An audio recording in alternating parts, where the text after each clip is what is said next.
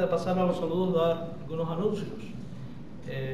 Gracias al Señor, desde hace 2 semanas, las clases de nuestro seminario, como cada uno de ustedes saben, nuestra iglesia tiene un instituto bíblico y nuestros seminarios están saliendo ya por el internet, o sea que usted puede entrar a la página de la iglesia en www.iglesiabautistaelcamino.us y allí busca donde dice seminario y usted va a encontrar allí Antiguo Testamento 1. Ya se están cargando los videos, ya hay 2 lecciones subidas completas, así que si usted desea estudiar ahora desde la comodidad de su casa, puede hacerlo viendo los videos. Tiene que solicitar el libro de texto, que usted sabe que los tenemos digital, y también los cuestionarios para usted completar los exámenes y las tareas que tiene que realizar y entregarlas a tiempo para su calificación. La otra buena noticia es que a partir del jueves también se va a empezar a subir, se va a empezar a dictar introducción a la Biblia. Ya habíamos terminado esta asignatura, pero no se había podido hacer los videos, entonces se va a estar transmitiendo introducción a la Biblia, y la otra semana más arriba, los lunes, primero Dios, van a empezar a transmitirse Evangelio de Juan y primera, segunda y tercera epístola de Juan. Son las 3 lecciones que vamos a estar subiendo para el seminario. Así que si Dios le está llamando a usted a capacitarse para servir en la obra del Señor en cualquiera de nuestras áreas, ya sea música, ya sea educación cristiana, ya sea misiones o ministerio pastoral, pues usted puede entrar ahí. Ahí están las formas de matrícula, tiene que mandarlas. El hecho de que usted llene las planillas no quiere decir que va a ser aceptado. Hay una serie de requisitos para ser aceptados. Así que, bien, este era uno de los anuncios que queríamos dar. Gracias al Señor, estuvimos mirando el ministerio de transmitir los servicios está siendo de mucha bendición. El servicio de la semana pasada a esta semana, cuando miramos, 239 personas lo han visto. Yo me quedé anoche asombrado cuando vi ese número, y es una bendición que nos estamos saliendo de nuestras 4 paredes, ¿verdad? Así que eso es motivo de alegría. La otra acción de gracias que quiero compartir con la iglesia es que ya oficialmente está instalado el pastor de la Iglesia Bautista de Iguará, nuestra misión en Cuba. Ya se mudó el pasado día viernes, y está viviendo allí en el pueblito. Yo digo que cuando las cosas son de Dios, responden la gente de esta manera. El hombre vive en la capital. Lo único que tenía era su ropa y sus libros para mudarse al campo misionero. La casa pastoral que allí tenemos, lo único que tiene es la casa pastoral, no tiene nada más y no con todas las condiciones. Y el hombre dijo, no importa dónde tenga que dormir ni con qué cocinar, yo me voy. Y recogió y allá está.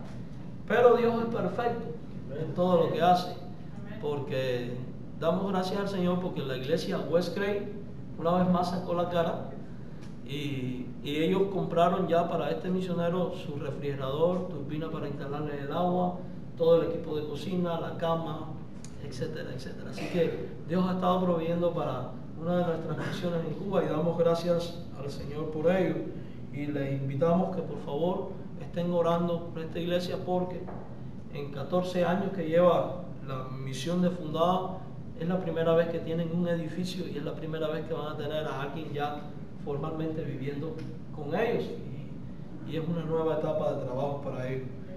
Así que oren mucho por ellos.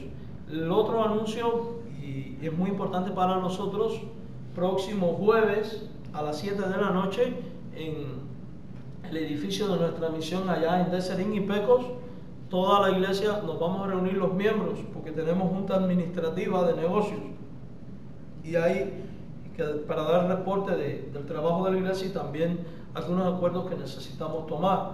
Todos los miembros a las 7 en West Cray. Va a haber cuidado de niños, ¿verdad? Ya. En Deserín, disculpen, en la Deserín a las 7 de la noche. Decidimos hacerlo allá porque la iglesia americana el jueves tienen aquí un programa de hombres, tienen su estudio bíblico de hombres. No fue posible hacerlo acá. Así que ya saben, jueves 7 de la noche todos en Desering. Si por algún motivo usted no puede asistir a la Junta Administrativa, va a ser importante y necesario que usted por favor me mande un mensaje de texto: pastor, no puedo asistir, porque eso nos permite saber quién va a llegar y quién no va a llegar para determinar el quórum para la celebración de la Junta Administrativa. Así que por favor, es necesario que tengamos este cuidado. La semana pasada nos reunimos la Junta Directiva de la Iglesia y hay algunas cosas que vamos a estar tratando en el seno de la Asamblea General de nuestra Iglesia y que son necesarias para nosotros. Bien, en esta tarde también saludamos a todas las visitas que tenemos entre nosotros. Le vamos a pedir, si usted por favor es primera vez que está entre nosotros, o segunda vez, o tercera vez, le vamos a pedir que usted se ponga de pie para saber quiénes son y poder saludarles. Así que sean tan amables, no se sientan mal, no tienen que hablar nada. Sean bienvenidos. Es un placer tenerles entre nosotros. Saludamos al pastor Jorge de Costa Rica, que nos está visitando. Él es uno de los conocidos por el Facebook. Así que el pastor Jorge es pastor de... ¿Sí puede decir usted más? Sí, mi nombre es Jorge Rodríguez, mi esposa Rosy. Nosotros pastoreamos en Liberia, en Guanacaste, la Iglesia Bíblica Bautista. Dios nos puso allá hace 11 años, estamos sirviendo allá. Servimos 11 años en la Iglesia Bíblica Bautista en León 13, una zona muy conflictiva. Y Dios nos tiene en este momento en la zona norte del país, fronterizo con Nicaragua. Y es una gran bendición estar con ustedes. Gracias, hermano. Gracias, hermano Joven. Siéntese como en casa, Gracias. Y bienvenido, Saludamos a los jóvenes también, si nos pueden decir su nombre, por favor. Sí, Encarnación. Sean bienvenidos, Y siéntanse como en casa, y también, bueno, pues a los hermanos les saludamos. Bien, así que por favor, al final todos saludemos a los hermanos. Sin más demora, vamos al plato fuerte de la tarde. Vamos a la predicación. ¿Y dónde es mi Biblia? Yo la traía ahorita en la mano. No me salgan los paparazzis después, pastor, pida la Biblia en público. Si yo la traía encima, había puesto atrás. Bueno, vamos a ver.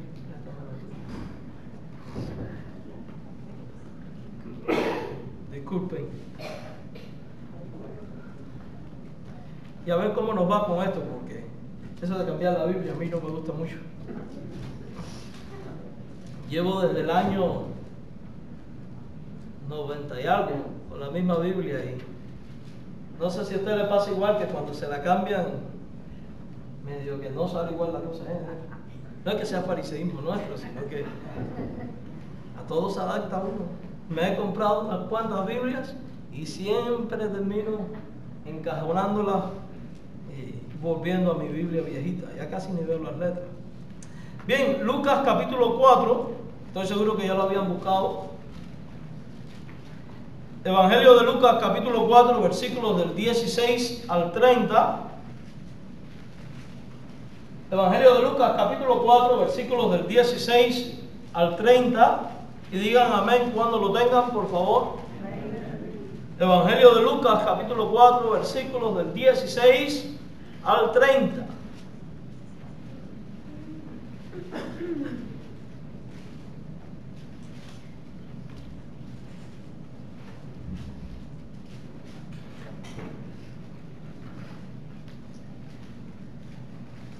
Lucas 4, 16 al 30. ¿Ya todos? Leemos ahí la palabra del Señor. Vino a Nazaret, donde se había criado, y en el día de reposo entró en la sinagoga conforme a su costumbre y se levantó a leer. Y se le dio el libro del profeta Isaías, y habiendo abierto el libro, halló el lugar donde estaba escrito: el Espíritu del Señor está sobre mí, por cuanto me ha ungido para dar buenas nuevas a los pobres, me ha enviado a sanar a los quebrantados de corazón, a pregonar libertad a los cautivos y vista a los ciegos, a poner en libertad a los oprimidos, a predicar el año agradable del Señor. Y enrollando el libro, lo dio al ministro, y se sentó, y los ojos de todos en la sinagoga estaban fijos en él. Y comenzó a decirles: hoy se ha cumplido esta escritura delante de vosotros. Y todos daban buen testimonio de él. Y les invito a que por favor preste especial atención a lo que vamos a empezar a leer desde ahora. Y todos daban buen testimonio de él, y estaban maravillados de la palabra de gracia de las palabras de gracia que salían de su boca, y decían: ¿no es este el hijo de José? Él les dijo: sin duda me diréis este refrán médico: cúrate a ti mismo. De tantas cosas que hemos oído que se han hecho en Capernaum, haz también aquí en tu tierra. Y añadió: de cierto os digo que ningún profeta es acepto en su propia tierra. Y en verdad os digo que muchas viudas había en Israel en los días de Elías, cuando el cielo fue cerrado por 3 años y 6 meses, y hubo una gran hambre en toda la tierra. Pero a ninguna de ellas fue enviado Elías, sino a una mujer viuda en Sarepta de Sidón. Y muchos leprosos habían en Israel en tiempos del profeta Eliseo, pero ninguno de ellos fue limpiado, sino Naamán el sirio. Al oír estas cosas, todos en la sinagoga se llenaron de ira, y levantándose le echaron fuera de la ciudad y le llevaron hasta la cumbre del monte sobre el cual estaba edificada la ciudad de ellos, para despeñarle. Mas él pasó por en medio de ellos y se fue. Vayamos al Señor en oración. Padre, estamos agradecidos por este momento en el cual podemos leer tu palabra, la Biblia. Suplicamos que tu Espíritu Santo nos hable a través de ella y nos edifique. Nos permita, Señor, a aprender las verdades que tú tienes para nosotros, a fin de que podamos ponerlas por práctica. En Jesucristo, amén. Algo que olvidé decir, si usted entra a la página de la iglesia, ya está disponible todo el sermón por escrito, lo puede descargar también. Hemos titulado este mensaje: aunque se escandalicen, hay que predicarles. Aunque se escandalicen, hay que predicarles. Como usted sabe, la semana anterior estuvimos hablando de el pasaje del versículo 18 al 19, y vimos que Jesús había venido al mundo precisamente para hacer todo lo que en este pasaje está descrito. Y evidentemente los nazarenos no eran la excepción de las personas que tenían necesidad de ser bendecidos, de ser libertados, de ser restaurados en su corazón, etcétera, etcétera. Con la venida de nuestro Señor Jesucristo a Nazaret, lugar donde se había criado, vemos que el Señor deseaba que los suyos también recibieran el mensaje y las mismas enseñanzas que Él había estado predicando en Galilea mucho antes de llegar a Nazaret. Si usted lee el capítulo 4, en el verso 14, la Biblia da fe de ello. Dice: y Jesús volvió en el poder del Espíritu, ¿a dónde? A Galilea. Y declara: y se difundió su fama por toda la tierra de alrededor. O sea que antes de llegar a Nazaret, Jesús estuvo predicando en distintos lugares y enseñando el reino de Dios. Y dice el verso 15: y enseñaba en las sinagogas de ellos, y era glorificado por todos. También Jesús estuvo predicando en Capernaum, porque cuando los discípulos le empiezan a dudar un poco de lo que Él está enseñando, y Jesús luego les va a confrontar, en el capítulo 4, verso 23, vemos que le dice: sin duda me diréis este refrán médico: cúrate a ti mismo. De tantas cosas que hemos oído que se han hecho en Capernaum, haz también aquí en tu tierra. Quiere decir que Jesús ya había pasado por Capernaum y había enseñado allí y había hecho muchas cosas. Entonces llega el momento en que Él llega a su tierra, llega al pueblo donde se había criado. Según los comentaristas, se dice que Nazaret por ese tiempo tendría unos 20,000 habitantes, o sea que no era un pueblo muy grande. Y como todos nosotros sabemos, a menos que haya aquí alguien capitalino, ¿cuántos aquí son de pueblo? A ver, levante la mano que es de pueblo aquí en su país, que fue de pueblo, que no es de ciudad, que no es de la capital. La mayoría. Una de las características de los pueblos, ¿cuál es? Que todo el mundo se conoce.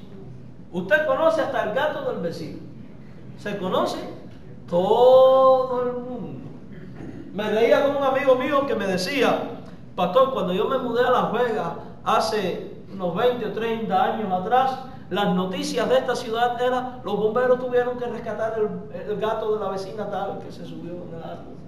Y dicen, todo el mundo se conocía. Eso es una característica de los pueblos pequeños. Quiere decir que Jesús era alguien bien conocido por los suyos en la ciudad de Nazaret, porque aunque ha pasado el tiempo, la vida sigue siendo igual. Con esta actitud de venir a Nazaret, nuestro Señor nos enseña que cuando se trata de anunciar el Evangelio, cuando se trata de transmitir el mensaje de las buenas nuevas de salvación, no se puede hacer distinción de personas en lo absoluto.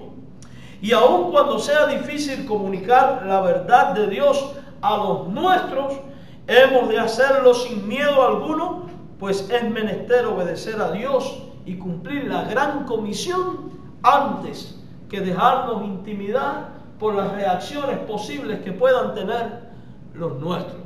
O sea que en la acción de Jesús de venir a su pueblo para proclamar la buena nueva, estamos viendo a un corazón que está conmovido y deseoso de que los suyos también reciban el Evangelio y la salvación de su alma.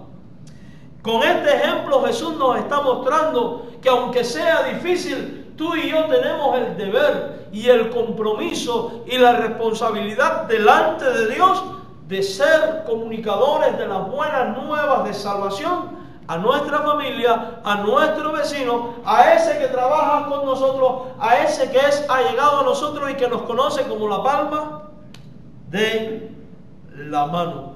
Evangelizar a los nuestros, o sea, a nuestra familia, a nuestros vecinos o a cualquier persona que ha sido muy cercana o conocida nuestra, siempre va a ser algo difícil. En la Biblia en ninguna parte dice que va a ser algo fácil, pero eso, amados hermanos en el Señor, no es una justificación para no hacerlo. El hecho de que sea difícil porque ellos muchas veces conocen nuestro estilo de vida y nuestro pasado no es una justificación para que yo cierre mis labios y no comunique las buenas nuevas de salvación que hay en Cristo Jesús nuestro, quien restaura el corazón, limpia el corazón, libera el corazón del cautivo y proclama el año favorable del Señor, como dice Isaías capítulo 61, versículo número 1. Amados hermanos, no podemos callar nuestra voz y el mensaje que conocemos, y más sabiendo que el regreso de Cristo es inminente, puede ocurrir en cualquier momento, y más sabiendo que nuestro familiar está expuesto a morir en cualquier momento y pasar una eternidad, ¿dónde? En el infierno. Déjeme le digo algo, todo ser humano va a experimentar vida eterna.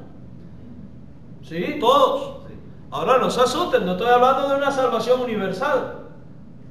Todos van a tener vida eterna, pero no todos van a pasar la vida eterna en el mismo lugar. Hay solo dos lugares. Los que creen en Cristo, la Biblia dice que no verán condenación, sino que han pasado de muerte a vida y van al reino de Dios. Pero los que no han creído en Jesucristo como Salvador, la Biblia dice ya han sido condenados. ¿Condenados a dónde? Al lago de fuego y azufre, que es la muerte segunda y la muerte eterna. Y nosotros los cristianos tenemos que acabar de tomar conciencia de ello, que ahí va a ir tu familiar, tu vecino, tu compañero y toda persona que te rodea si no cree en Jesucristo como Señor y Salvador. Entonces, amado hermano, si Dios te ha puesto en ese lugar, si Dios te ha rodeado de personas y te ha permitido conocer el Evangelio y te ha dicho id y predicad el Evangelio, es porque Dios quiere que usted testifique a los suyos de la salvación, del plan de salvación. Jesús nos da un ejemplo. Dice la Biblia en el verso 16 que Él vino a Nazaret, lugar donde se había criado.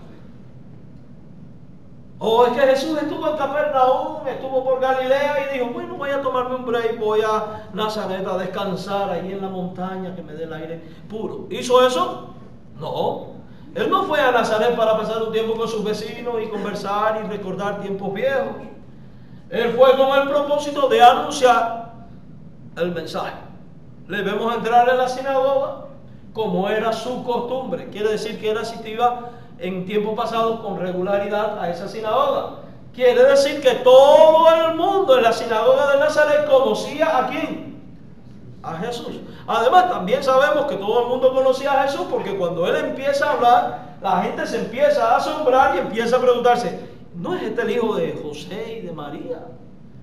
Y si usted lee Mateo y Marcos, en los capítulos 3 y capítulo 6 de Marcos, los pasajes paralelos a este texto, dice con claridad, y no son Jacobo y Juan sus hermanos, y no están sus hermanas aquí con nosotros. O sea que la gente no solo conocía a Jesús, sino que conocía toda la parentela de ¿quién? De Jesús.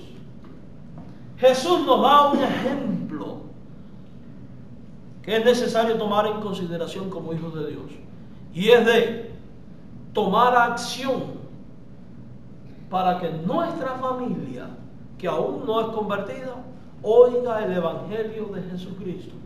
Y digo oiga porque no depende de usted ni de mí que ellos respondan un sí o un no al Evangelio. Ya eso es algo muy personal de ellos, y solo ellos van a dar cuenta de su decisión. Pero lo que sí es una responsabilidad de comunicar el Evangelio es nuestra, y Jesús nos da un ejemplo de ello. Fíjense que en la Gran Comisión dice, y me seréis testigos en Jerusalén, el lugar donde estaban los suyos. Y a veces nosotros nos llenamos de una pasión por las misiones, lo cual es muy bueno y extraordinario. Queremos ir a ganar a los pobres africanos que son unos idólatras, etcétera, etcétera. Y estamos haciendo planes por ir a ganar a los africanos y nuestros vecinos perdiéndose en el infierno y en el pecado, y no nos hemos atrevido a decirle que su pecado le va a llevar a la condenación eterna y que tiene necesidad de Jesucristo. ¿Estoy errado? Usted y yo tenemos ejemplo vivo en Jesús. Recuerde, el hecho de que sea difícil no justifica el no hacerlo. Amados hermanos, cuando Jesús dice en Lucas 4:24, de cierto os digo que ningún profeta es acepto en su propia tierra, no está diciendo no le prediques a los tuyos. Él no está diciendo no le prediques a los tuyos. ¿Está prohibiendo ir y predicarle a los suyos? No lo está haciendo, si no, no hubiera ido a Nazaret. ¿Qué está diciendo él? Él está diciendo que es difícil la tarea y que es posible que algunos de los tuyos crean y que es posible que algunos de los tuyos no crean. Porque en la historia misma del pueblo de Israel, y es el ejemplo que él pone después, él había visto que los profetas se habían levantado, habían anunciado el Evangelio, y el mismo pueblo que conocía la ley, que conocía de Dios, del único Dios, no recibía el mensaje de Dios, sino que prefería seguir andando según sus pecados y según su vida. Y que el resultado de esto era que Dios muchas veces servía la mesa en primer lugar para ustedes, mi pueblo escogido, y como no lo reciben, pues les sirvo la mesa a los gentiles. Y esto es luego lo que enoja a esta gente. Y es interesante que esto pasó en el pasado, porque fíjense que pasó en los tiempos del profeta Elías. Y es lo que pasó después con el inicio de la iglesia. A donde Pablo siempre llegaba en primer lugar era a las sinagogas. ¿Quiénes se congregaban en las sinagogas? Los judíos, los suyos primero. Y como no creían algunos, después se iba ¿a quién? A los gentiles. Pero en primer lugar en la Biblia siempre vemos a los creyentes y yendo en primer lugar ¿a quiénes? A los suyos. Pastor, es muy difícil. Es que mi familia sabe de cosas que yo hice en el pasado y me lo van a sacar en cara y no van a creer lo que yo les estoy diciendo. Si tú has creído en Cristo verdaderamente y has experimentado una nueva vida y tienes un testimonio intachable, ellos podrán criticar tu vieja vida, pero no van a poder señalar nada en la nueva. Y van a tener que reconocer, quieran o no quieran, en la transformación que Cristo hace en el corazón. Por eso es importante caminar en santidad delante de Dios y un buen testimonio. Mire, amado hermano mío,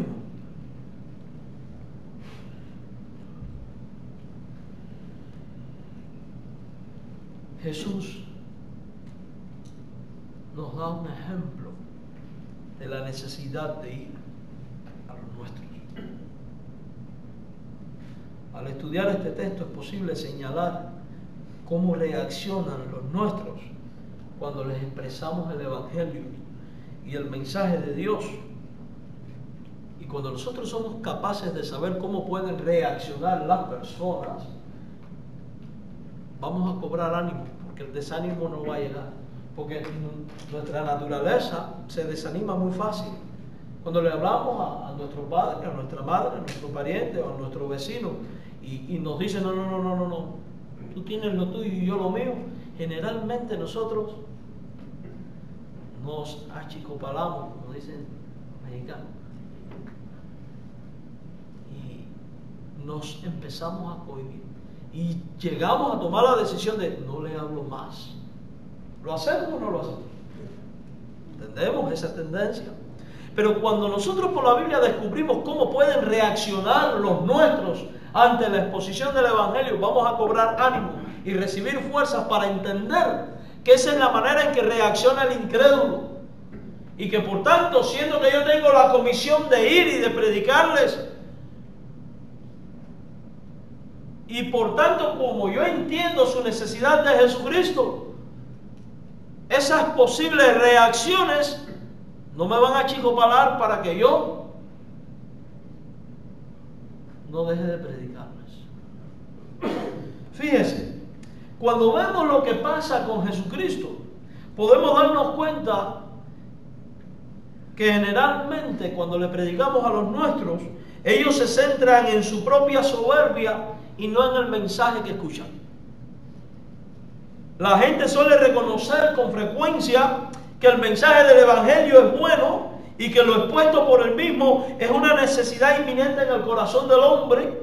Por ejemplo, en Lucas capítulo 4, versículo 22, la gente que estaba escuchando la exposición de Isaías 61:1 hecha por Jesucristo, que es lo que está predicando, la gente dice que estaban dando buen testimonio de lo predicado por él. Lea el verso 22. Todos daban buen testimonio de él. Todo el mundo decía, wow, qué enseñanza. No he oído a nadie como este. Esto es un buen mensaje. Lo que él dice quizás es cierto, verdadero. Quizás había muchos allí diciendo amén y todas estas cosas que dicen algunos por ahí.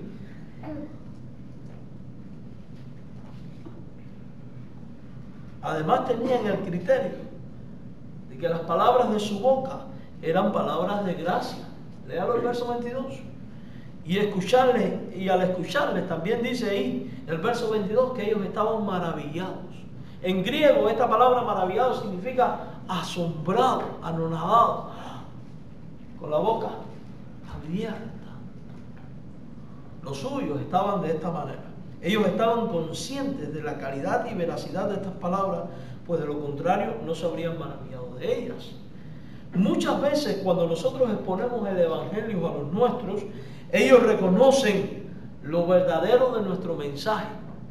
Ellos reconocen lo positivo de este mensaje, lo bueno y lo necesario que es este mensaje. Incluso oímos que los nuestros muchas veces nos dicen, está muy bonito eso que tú dices. Es verdad.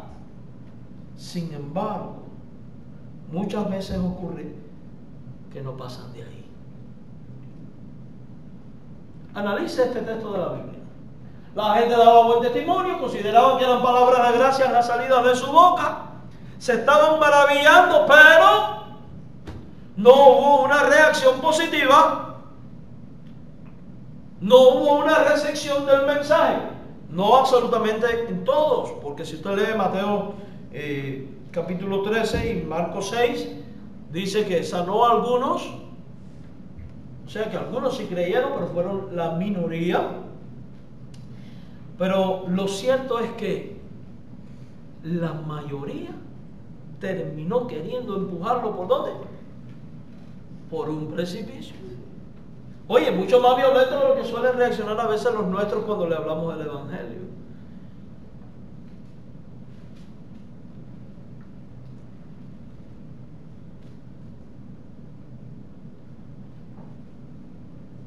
Y en nuestros países hay gente que reaccionan incluso con el mismo nivel de ira y de violencia. Estuve mirando una película que se llama Chamula, Tierra de Fuego, algo así como... Tierra de Sangre. ¿Cómo se llama la película? Chamula, Tierra de Sangre. Chamula, Tierra de Sangre. Oiga, eso es erizante lo que se ve ahí. Ahí sí mataron a la gente, pero eso fue en México, ¿no? Horrible, una cosa terrible. Y todo por que se estaba la gente convirtiendo y abandonando la idolatría de un santo que tenían en ese pueblo, etcétera, etcétera. Hay otros países donde la gente reacciona con violencia por defender a un líder político. En mi país, la gente por defender los líderes del comunismo reaccionan de una manera que ustedes no se imaginan. Ese pobre hombre que ustedes vieron que ya está un poquito más gordito,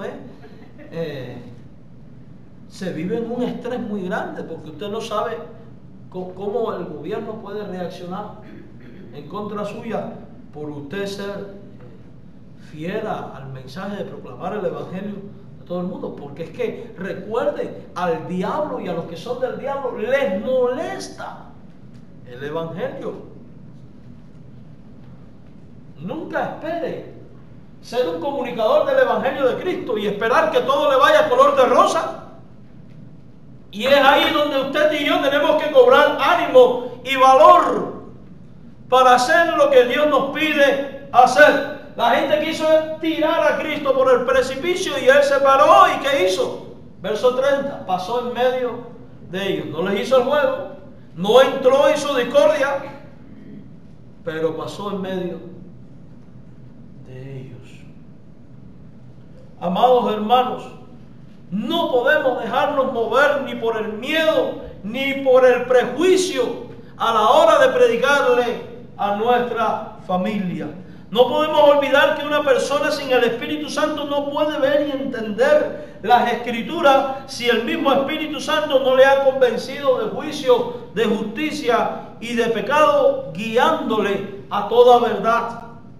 Por tanto, nosotros hemos de ver a los nuestros como personas que no tienen a Cristo y que por ende no tienen al Espíritu Santo y que son ignorantes de la verdad de Dios y que no la pueden entender. Entonces hemos de verlos con ojos de misericordia y sus reacciones no pueden intimidarnos para que yo no le predique más, porque entonces yo estaría cediendo a lo que el diablo quiere que hagamos, que cerremos la voz para que el Evangelio no sea predicado a los nuestros. Recuerda, Dios dice en su palabra: cree en el Señor Jesucristo y serás salvo tú y tu casa. Nosotros sabemos que la Biblia enseña que la salvación es algo personal, pero cuando Él dice tú y tu casa es porque Dios tiene planificado también el querer que tu familia venga a Jesucristo.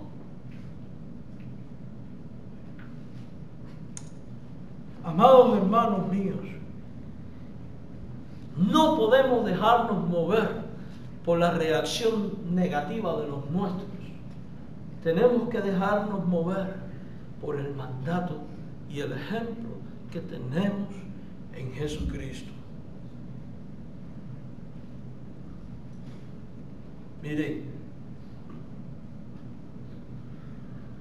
recuerde que una de las reacciones típicas del inconverso, incluyendo a los nuestros, y no se ofenda, porque ahora la gente todo le ofende, y más en este país. Sí, todo les ofende. No se ofenda si les decimos que su padre o su madre es un inconverso. Si no ha creído en Jesucristo, es un inconverso. Y tiene que arrepentirse y tiene que creer si quiere ser salvo. No hay de otras. Si yo le digo, no, tu papá, pobrecito, él es bueno. Cuando la Biblia lo describe como perverso por no tener a Cristo, yo te estoy engañando. Y desafortunadamente el mensaje del arrepentimiento se ha perdido de los púlpitos. No, aquí no va a pasar eso. Si a usted no le gusta oírlo, váyase a la luterana, ahí aguantan todos esos paquetes. Mire, amados hermanos en el Señor, piensen esto que les voy a decir. El modus operandi del inconverso siempre va a ser tratar de autojustificar su pecado. E incluso nosotros los cristianos, muchas veces cuando metemos el pie, también lo tratamos de ¿qué? De autojustificar. Tu familia no es la excepción. La gente de este pasaje de Lucas 4 no fue la excepción. Y luego voy a decir por qué. Si usted va a Génesis 3, por ejemplo, 3:12, 3:13, etcétera, cuando Adán y Eva pecan y Dios les pide cuenta, la reacción de Adán fue culpar a Dios, la mujer que tú me diste. Como diciendo, sí, yo pequé, yo fallé, pero fue por tu culpa porque tú me la diste. Si tú no me hubieras dado a Eva, yo no hubiera pecado. Pobrecito Adán. Hay que tocarle violín, ¿verdad? Cuando Dios le pide cuenta a Eva, ¿qué dice? La serpiente. Y cuando vemos este pasaje, si de la boca de Jesús estaban saliendo palabras de gracia, si era anunciar buenas nuevas, si implicaba dar libertad al cautivo, como dice los versículos 18 y 19, restaurar corazones quebrantados, etc. La Biblia no dice que les habló Jesús, pero en lo que dice el verso 18 y 19 de lo que Jesús iba a hacer como ungido de Dios, fácil podemos decir lo que Jesús pudo haberles dicho. Miren, y esto no es especulación barata. Les voy a decir por qué. José le estaba hablando no a una multitud de gente que no sabía nada de Jehová Dios. Le estaba hablando a una multitud de judíos, de personas que conocían la ley de Moisés, de judíos practicantes, porque dice que esto estaba ocurriendo ¿dónde? En la sinagoga. ¿Quiénes estaban en la sinagoga? Todos los borrachos y alcohólicos del pueblo que no les interesaba a Dios. No, todos los judíos piadosos que acostumbraban a ir ahí a escuchar de Dios. Pero ¿qué pasaba con el judaísmo de este tiempo? El judaísmo de este tiempo de Cristo se había apartado completamente en muchas cosas de la ley de Moisés y de la ley de Dios, de las escrituras y de los profetas.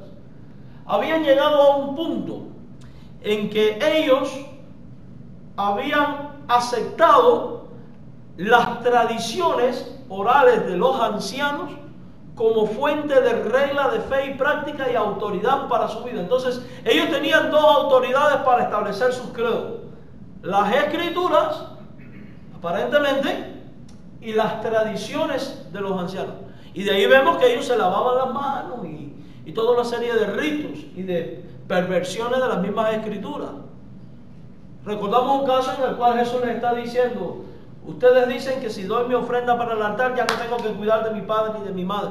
Y él confronta ese error en cuanto al divorcio. ¿Por qué Moisés permitió? Por la dureza de vuestro corazón, pero al principio no fue así. Y vemos a Jesús, que es alguien bíblico, 100% centrado en la palabra de Dios. Ejemplo para nosotros: solo la Biblia es regla de fe y práctica y conducta. inspirada y sin error y contradicción, de tapa a tapa, todo. Pero los judíos habían aceptado toda una serie de tradiciones. Por eso en una ocasión Jesús les dice: ustedes caminan 7 leguas para ser un discípulo y lo hacen 7 veces más hijo del infierno. Y por eso Jesús señaló en una ocasión cuando les dice: ustedes le ponen cargas que ni ustedes mismos pueden llevar. El judaísmo de este tiempo estaba plagado de muchas tradiciones, supersticiones. Entonces habían dejado de ser un pueblo verdaderamente centrado en lo que Dios quería para convertirse en un pueblo religioso. Dígame, ¿qué diferencia hay entre la sociedad de hoy y los judíos de aquel tiempo? La gente hoy también da mayor autoridad a las tradiciones y a las supersticiones que a la misma palabra de Dios.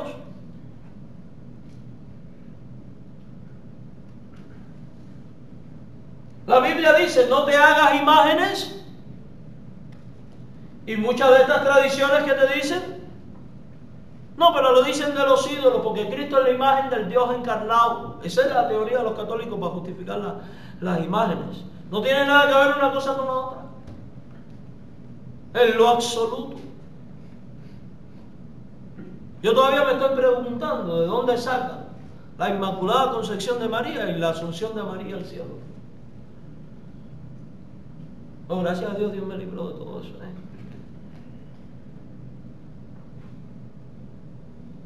Entonces, cuando usted llega y le dice a su familiar: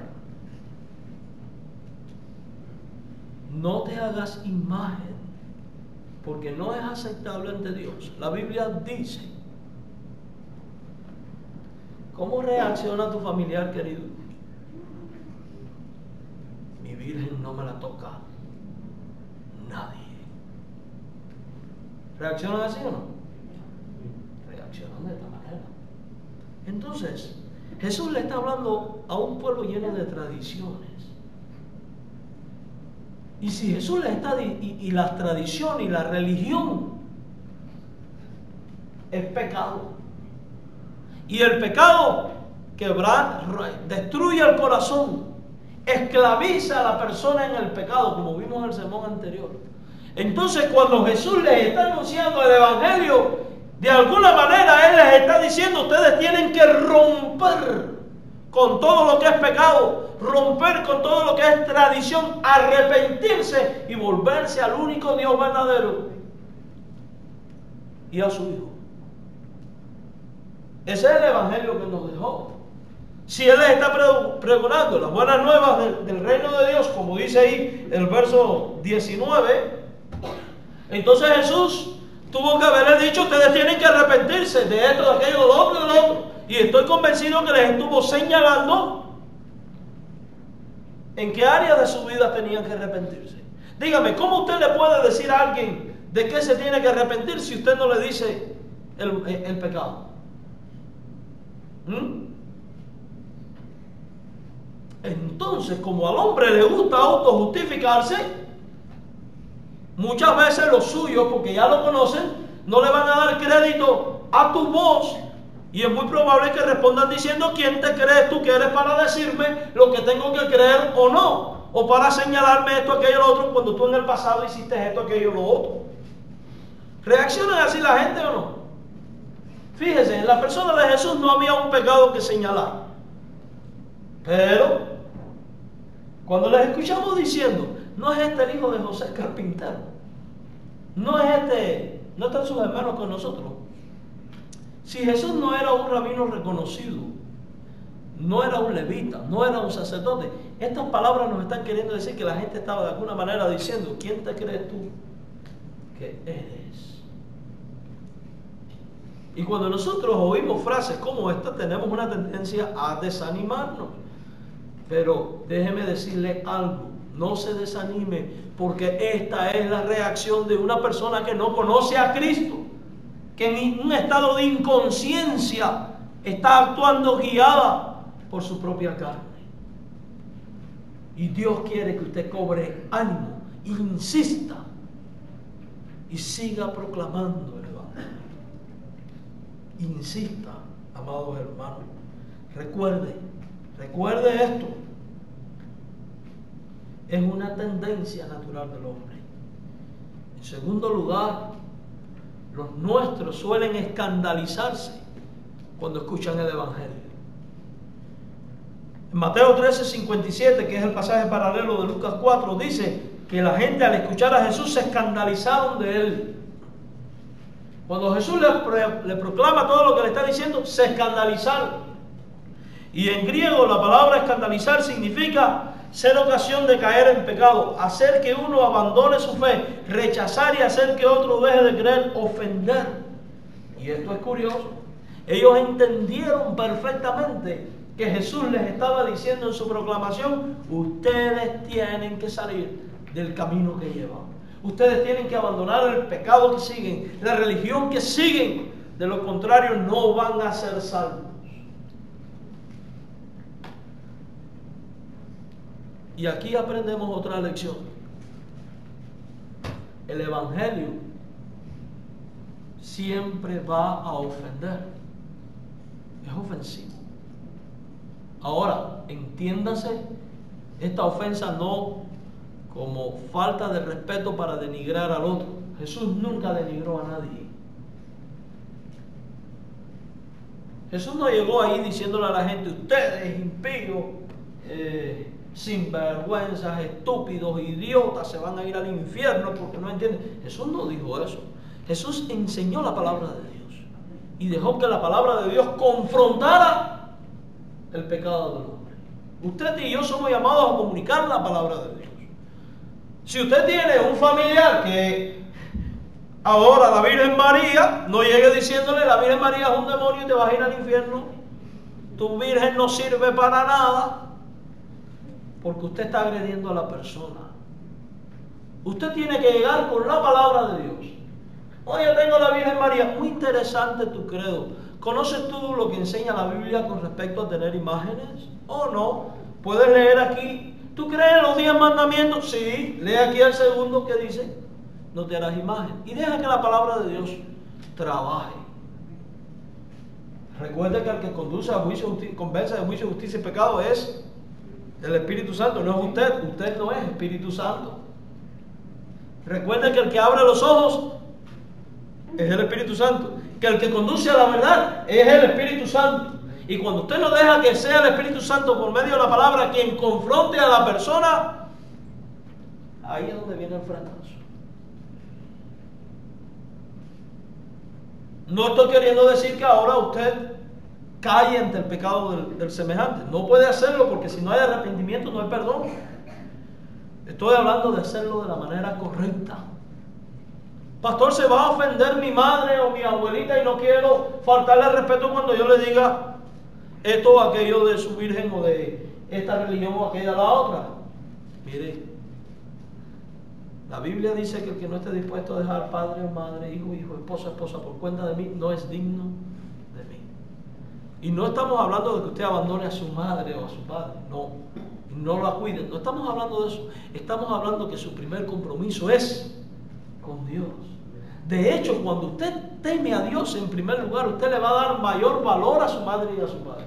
Y cuando usted se dé cuenta que su madre y su padre pueden pasar una eternidad en el infierno, usted se va a atrever con mayor ahínco a confrontar con la palabra de Dios la falsa religión y la falsa doctrina.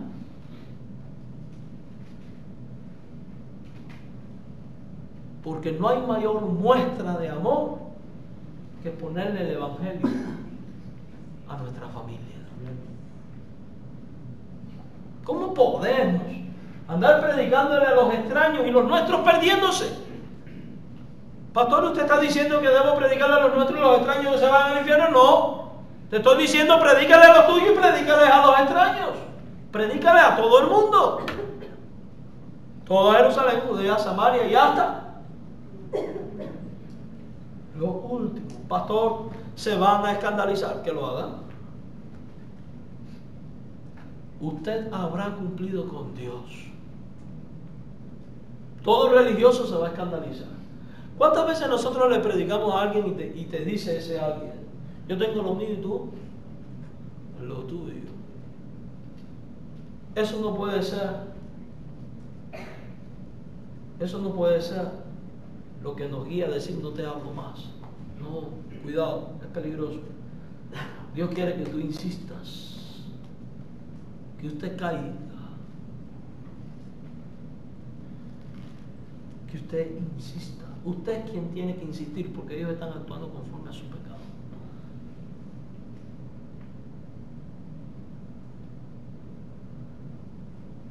Pastor, y si me agreden, si me rechazan, si se pelean conmigo a consecuencia de esto, si me dejan de hablar, o si pierdo mi herencia porque mi padre, que es fiel católico, me quita el dinero.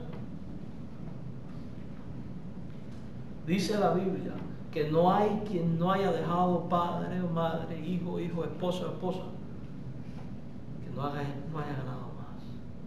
Aunque mi padre y mi madre me abandonaren, con todo Jehová me recogerá. Eso es lo que enseña la Biblia. No se pueden servir a dos señores. No se puede ser fiel a Dios y pretender ser fiel a un hombre.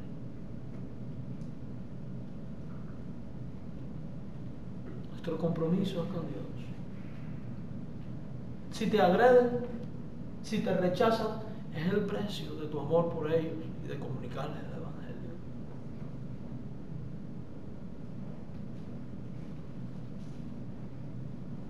Dice la Biblia, bienaventurados sois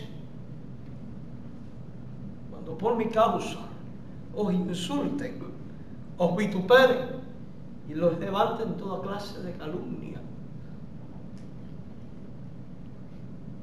Se da cuenta que cuando tomamos la decisión de comunicarle el Evangelio a los nuestros y a todo el mundo, nosotros siempre vamos a tener la de ganar.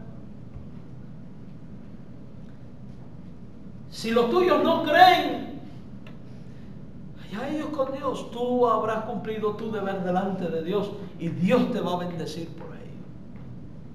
Si los tuyos te rechazan y te agreden, también vas a ser bendecido, porque bienaventurado eres, dice la Biblia.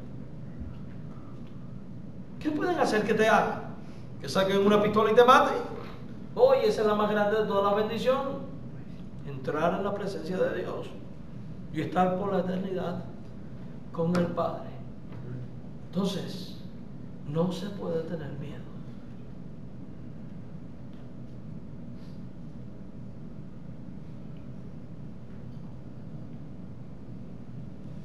Jesús no tuvo miedo, pero Jesús conocía cómo reaccionaban los suyos. Por eso no se dejó desanimar. Él pudo haber dicho: gente ingrata, malagradecida, sinvergüenza, mira lo que les vengo trayendo. Y así me responden. Él hizo eso. En la cruz le oímos decir: perdónanos, Padre, que no saben lo que hacen. Y esa tiene que ser nuestra oración cuando le predicamos a los nuestros y no escuchan o se rebelan con nosotros. Perdónanos, Señor. No sabe lo que hace ni lo que está diciendo. Y abre su corazón para que entienda a tiempo. No vaya a ser que llegue el día y perezca. Nosotros somos llamados a desarrollar un estilo de vida, una actitud y un corazón como el de Cristo. Aún en esto, no dejándonos amilanar por el maligno. Tenemos que entender que muchas veces reaccionan así porque son incrédulos al mensaje. Jesús en Marcos 6:6 se asombra de la incredulidad de ellos, de su falta de confianza. Y este es el diagnóstico final que hace Jesús de los suyos. No le recibieron porque eran incrédulos. ¿Quiere decir esto que todos los nuestros son incrédulos? Eso no lo puedo decir yo, ni usted tampoco. Usted no sabe si su familiar va a decir un sí o un no a Jesucristo. Y como usted no lo sabe, usted tiene que ir y usted tiene que predicarles. Puede ser que todos te digan que no. Tú habrás cumplido. Pero puede ser que de entre todos uno te diga que sí a Jesucristo y sea salvo. Y usted no sabe. A veces el uno es la pieza clave para que el resto venga.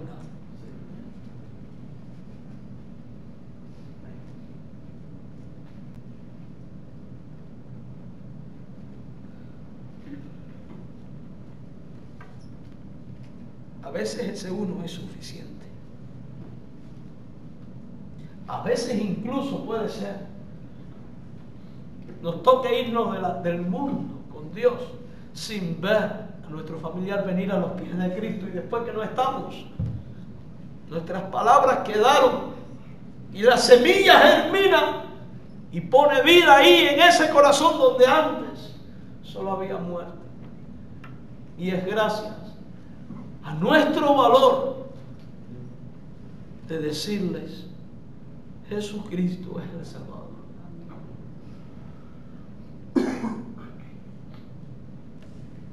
Dios puede transformar la incredulidad de un hombre, si así lo quiere.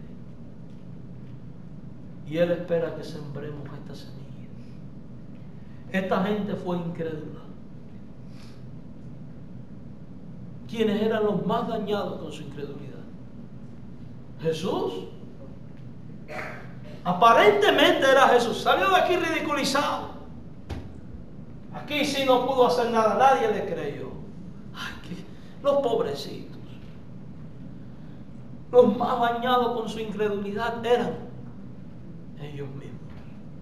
Porque estaban sellando su lugar en el infierno por la eternidad. ¿Qué dice Juan 3? El que no cree en el Hijo de Dios ya ha sido condenado. Eso es triste y lamentable. Por eso tenemos que orar mucho por los nuestros e insistir